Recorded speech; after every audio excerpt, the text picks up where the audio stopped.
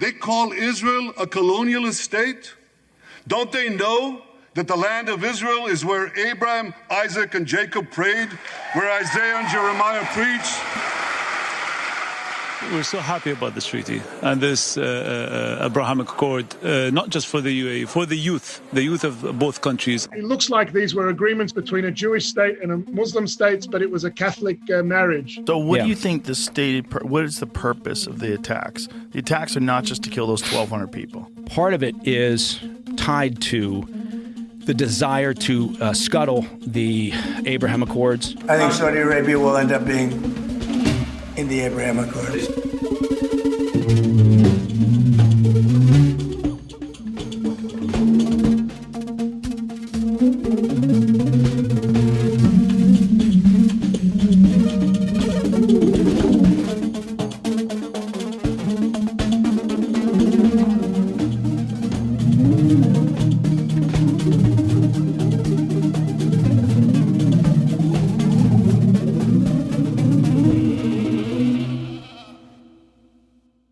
On a sunny day in September 2020, the leaders of Israel, the United Arab Emirates, and Bahrain gathered on the White House lawn to sign the Abraham Accords.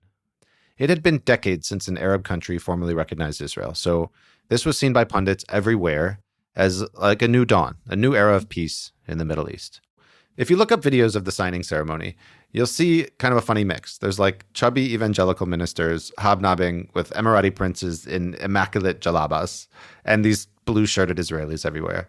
And televangelist John Hagee, who once gave a talk called Israel, From Abraham to Armageddon, told a video reporter that Trump must win the Nobel Prize for this. This was back when, real estate salesman Jared Kushner was hailed as a diplomatic grandmaster.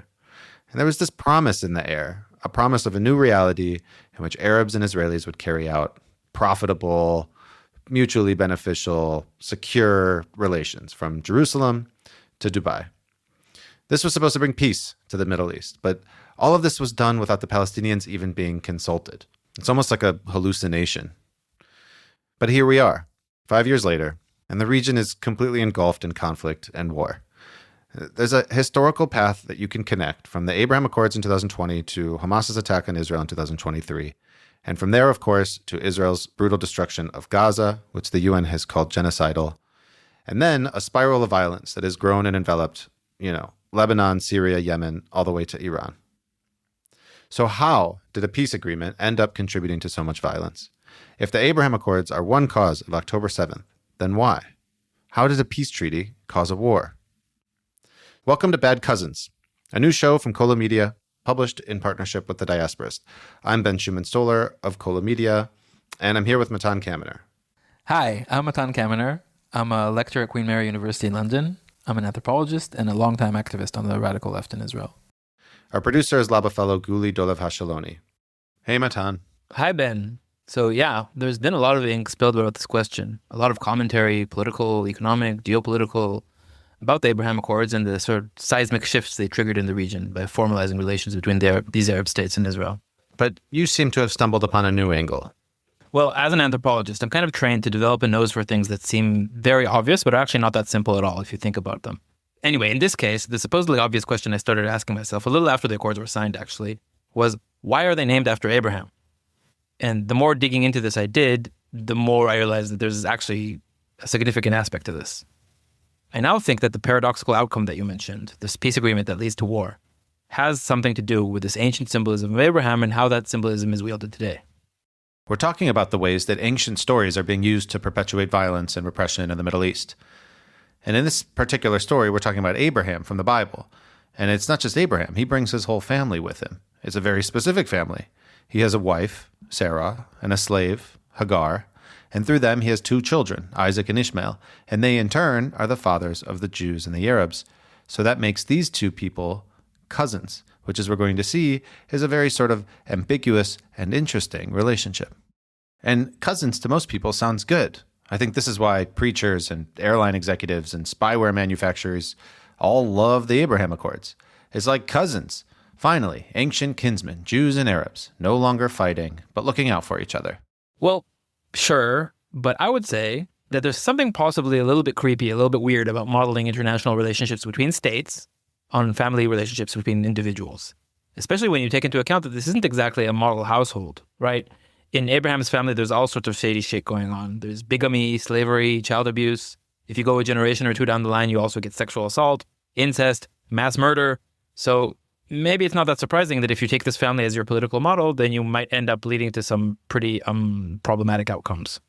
And of course, if you're out of the family, like in this case, the Palestinians, you're not considered a viable relation. You don't have any agency. And not only the Palestinians, as we'll see. In a way, we could say, and again, this is sort of my starting point, that they named the Accords after Abraham to give some ideological cover to a pretty basically conservative and reactionary policy. But things are more complicated than that.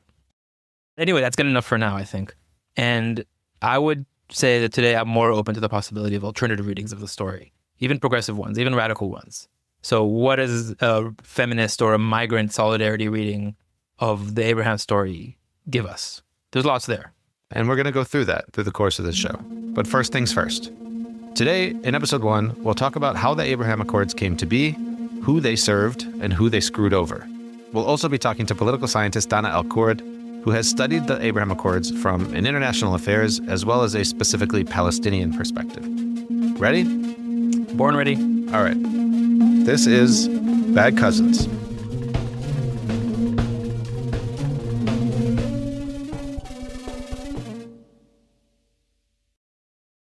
As we mentioned at the beginning of the episode, the Abraham Accords were presented as a peace treaty, but they've contributed to so much violence and conflict in the region.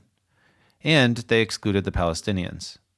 So maybe we can start with, who did the Abraham Accords benefit? Who signed the deal? Who didn't? What actually were the Abraham Accords? Why were they so important? And why do we care? And then we'll get into the interview with Dana El-Kurd. So the Abraham Accords are basically a series of peace agreements between Israel and a number of Arab states. The most important one, of course, is the UAE, United Arab Emirates, also Bahrain, Morocco, and, well, Sudan, depending on who you ask exactly. They were signed in 2020 under the first Trump administration, sort of in its waning days. And the real significance was in formalizing something that already existed. Depending on who you ask, at least for 15, 20 years, an alliance between Israel, Jordan, Egypt, which are two countries that had already signed peace treaties with Israel, the UAE, and the rest of the GCC was called the Gulf Cooperation Council, which is actually kind of headed by Saudi Arabia. Now, Saudi isn't a signatory to the Accords, but they were definitely undertaken with its approval. So, again, this is an alliance that's already existed at least for 15, 20 years. Yeah.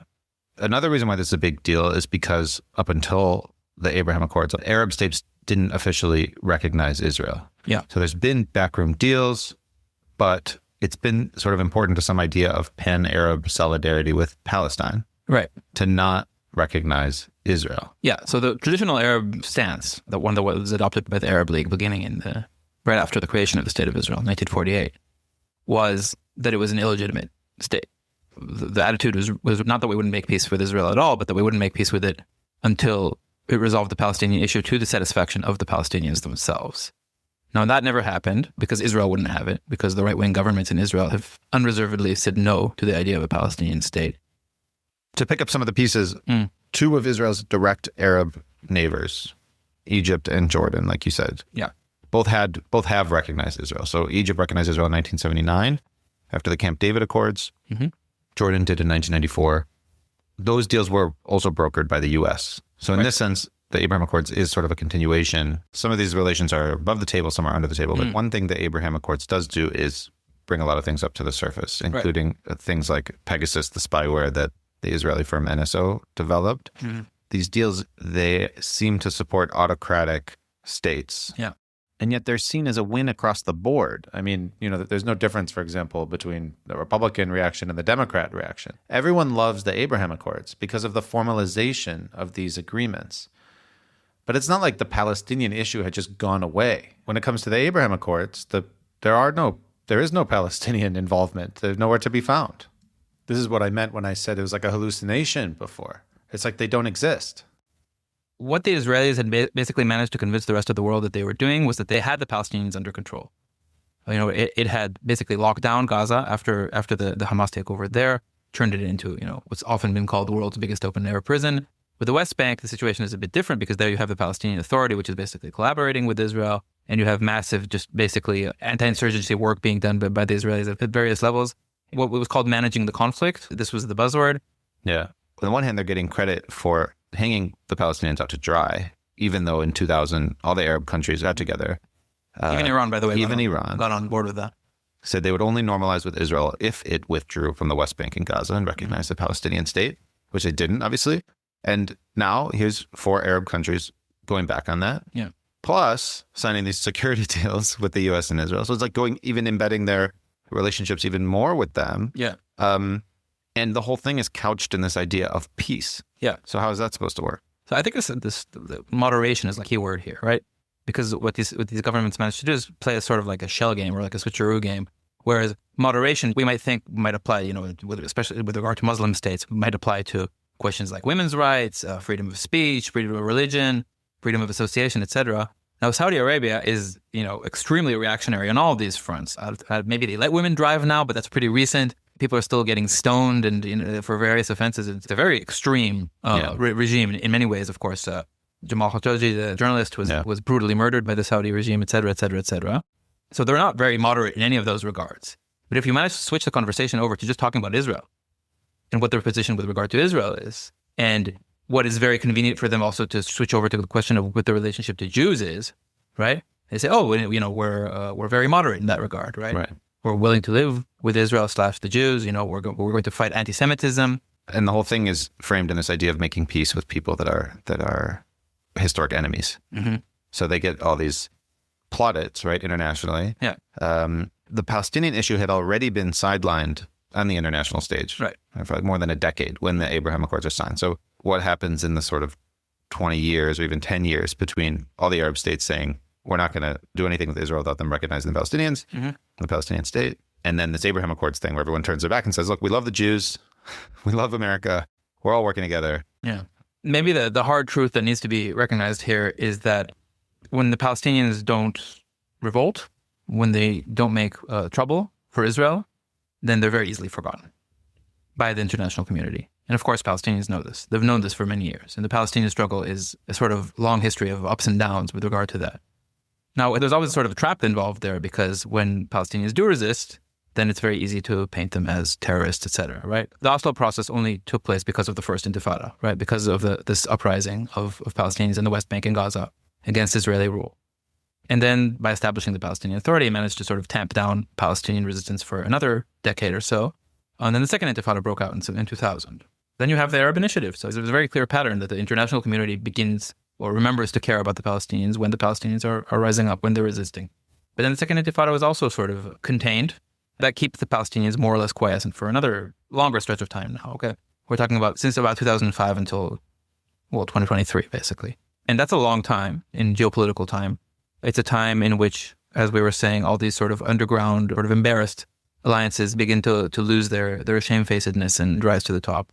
Again, the U.S. is very happy during this period, especially under Trump, to say basically, fuck the Palestinians. They've lost out, And so you get to this point where it's perfectly plausible and even sort of appears politically doable for a lot of Arab states to go out in the open with this romance with Israel that, again, has been going out for many years. And the idea is that the attack on October 7th is an attempt to break out of that. Yeah, that's a pretty much a consensus position. I think Hamas has said it. Biden has said it. Other people. It was in many ways the impasse which Palestinian politics had arrived at. In this context, it's very important to also mention things like the Great March of Return, right? So that was in 2017. It was I remember very well watching TV on that day and the American embassy being moved to Jerusalem. They were showing the ceremony in Jerusalem on the one hand, and on the other side of the screen, you would see the Israeli snipers just taking people out. People who are, we're doing an unarmed march to the border between Gaza and Israel in protest, of course, of the embassy move, right, but also in protest of the ongoing occupation, the ongoing blockade and siege, basically, that Israel was committing on Gaza. You just had Israeli snipers taking out dozens of unarmed protesters on that day. I think over 200 people were killed, actually. Yeah. So again, there's impasse after impasse that Palestinian politics arrives at. The Abraham Accords really broadcast the fact that the Arab world is also abandoning them, at least large parts of the Arab world, at least the wealthy and militarily strong parts of the Arab world are turning their backs on the Palestinians, and that they have to do something in order to get the world's attention again.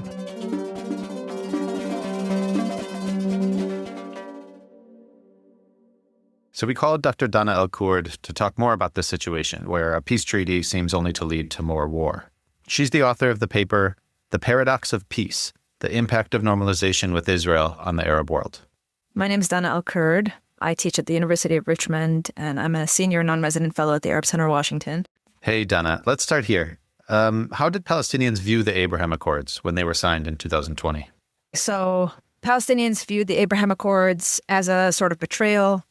It was just seen as further evidence that the American vision for the region, the Israeli vision for the region, and some of the Arab vision for the region would try to sideline them and would try to not take into consideration their deteriorating conditions. They viewed the Abraham Accords as a sign that they couldn't rely on these kinds of regional actors playing a positive role for the conflict. In your paper, you start with this question: how can peace initiatives facilitate authoritarian practices? Can you explain how you answer that question? Yeah. I think for a long time, people didn't consider the ways in which a state like Israel has actually a lot in common with states like the Arab Gulf states. Israel was always kind of seen as an outlier, like it's the democracy. I think more and more people recognize that this is too neat. Obviously, Israel has an authoritarian relationship with the Palestinians it controls. If we think about the Arab world more broadly, I think Israel recognizes that the Arab world is very pro-Palestinian. So fundamentally, Israel is not interested in Arabs having a say in their governments. I don't think Israel has ever had an interest in democracy in the region. For other reasons, but that overlap with Israel's, the Arab Gulf states also have no interest in democracy in the region, given that they are authoritarian states. But then there's this added element of like what Palestine as an issue area does for dissent in the region. Palestine as an issue area helps mobilize people, helps politicize people. That's always been the case. So for all these reasons, a government like the UAE's thinks Palestine is dangerous and also doesn't want democracy. Well, then they have a natural ally in the state of Israel. And so then what were the historical circumstances that pushed Israel and the UAE into each other's arms like this? In the aftermath of the Arab Spring, there were threats from the UAE's point of view that needed to be taken care of. And greater alignment and proximity to the Israeli vision for the region became the way to solve that problem. So then how did things change in the shift from the second Obama administration to the first Trump administration? Under the Obama administration, we for a variety of reasons, including Israeli obstructionism, like nothing moves. But then the Trump administration comes in and there is clear signal that there is no interest in moving anything. And so from the Palestinian perspective, like that's what they were witnessing, especially in the aftermath of the Arab Spring, is like a complete sidelining of the issue. I think Palestinians understand that if there is more democratic accountability in the region, that things would improve for them. So when the Abraham Accords are signed, it becomes clear the new constellation of alliances that are taking place in the region that oppose Palestinian self-determination and sovereignty and what that would mean for broader political dissent in the region. And what's Israel getting out of all of this? They played the legitimacy game, basically, to try to say that, like, Arab-Israeli normalization can move forward without the Palestinians. And, like, look, this is a clear sign that this can happen. That's something that Netanyahu had been saying for decades. He's saying we can have peace with Arab countries without having peace with the Palestinians. Right. And so they got that. And then, of course, there's increased security coordination to face Israel's adversaries in the region. There was also kind of, I think, Israel wanted to kind of play this long game about like changing Arab opinion.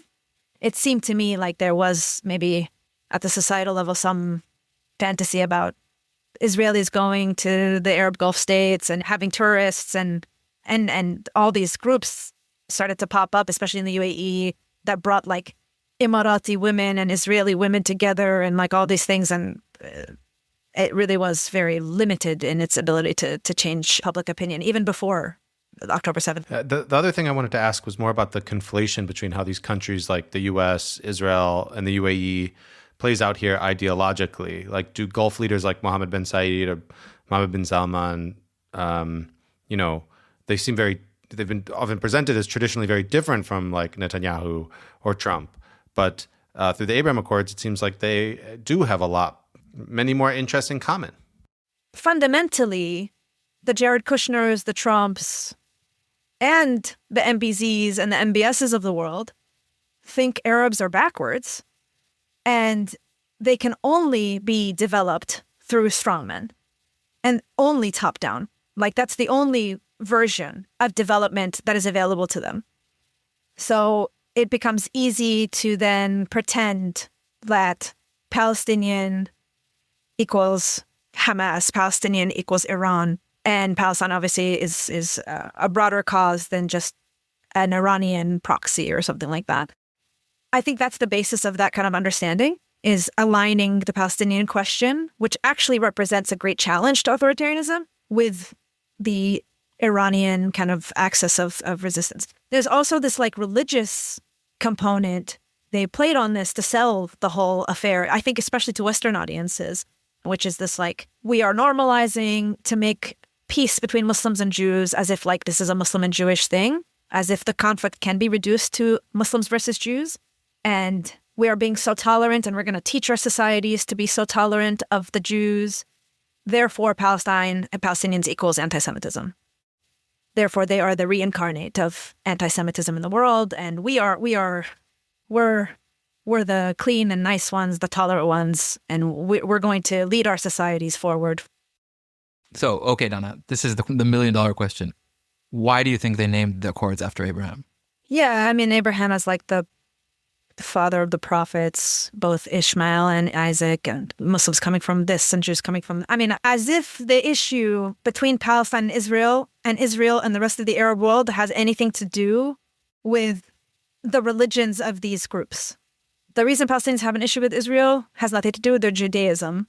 It's just completely obfuscating the actual crux of the conflict. It's about land, and it's about self-determination and sovereignty. That's all this is. What do you think is the significance of the lineage bit? Well, I think it's quite significant, actually. It latches on to all these stories that people know. One of the first things that Ben and I arrived at when we started talking about this is that for Americans, for example, the whole cousins thing is not clear. But it is clear to all Israelis and to all Arabs. But it also concerns me that this kind of thinking seeps further into people's mindsets, whether it's Americans, because Americans have such an impact on what happens to us, but also even among Palestinians, even among Israelis, even among the Arabs, because then it becomes this kind of existential understanding of the conflict. It becomes much more a zero-sum, I think. And I've sometimes heard it. You know, I've sometimes heard people voice stuff like this where they'll say, like, we want these kinds of policy outcomes, but we also know that, like, we will fight with these people until the second coming. And it's like, that's a worldview that seems harmful to peace. When I was writing the article, I was definitely in the same sort of mindset. This is a pernicious ideology that needs to be debunked, basically.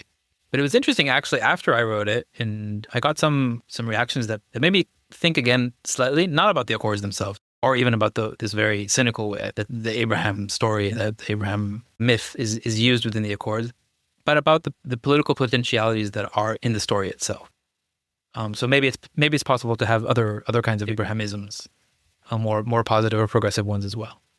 I suppose, but I don't know. Like, again, like the dangers of obfuscating actual issue area. And it gets like really blood and soil, you know, like I'm inclined not to think that that's very positive. Okay, Dana El-Kurd, thank you so much for coming on.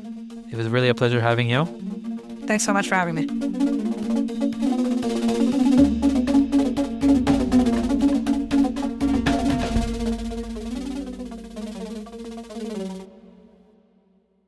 So Matan, Dana sounds like she's pretty skeptical about our whole premise here. Like anything good might come out of digging around in all this ancient mumbo-jumbo stuff about Abraham. Yeah, well, you know, I really felt that way too. If you read the original article that gave birth to all of this, it was kind of more pessimistic than I am now.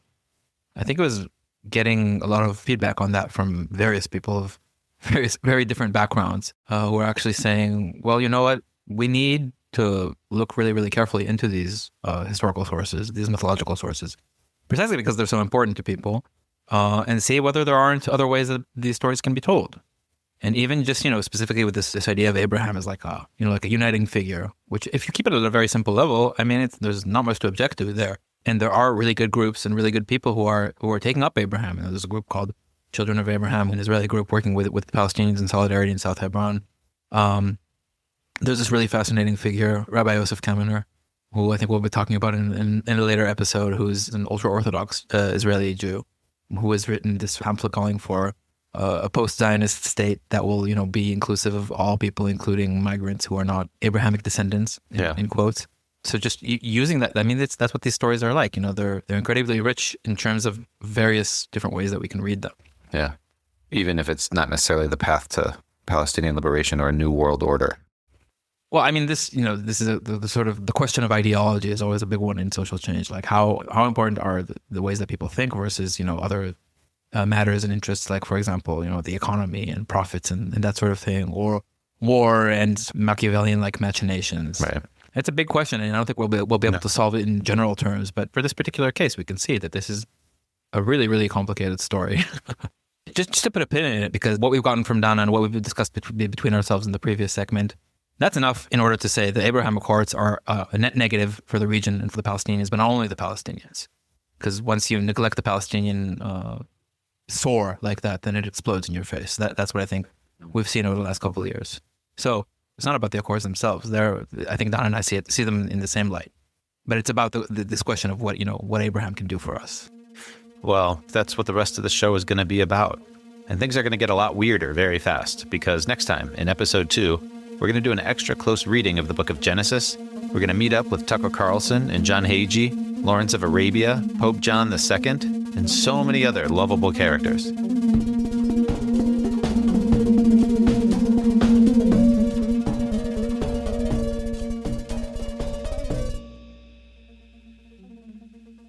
This was episode 1 of Bad Cousins from Colo Media and The Diasporist. This episode was written and edited by me, Ben Schumann-Stoller, Matan Kamener, and Guli Dolavashaloni, a Laba Fellow. Original music for the show is composed by Adam Maor. Thanks again to Dana El-Kurd for her time and expertise on this episode. We really appreciate it.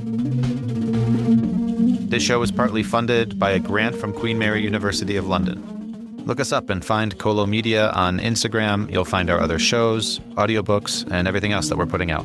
And you can sign up for our newsletter to support us and get everything we publish when it comes out. See you next time.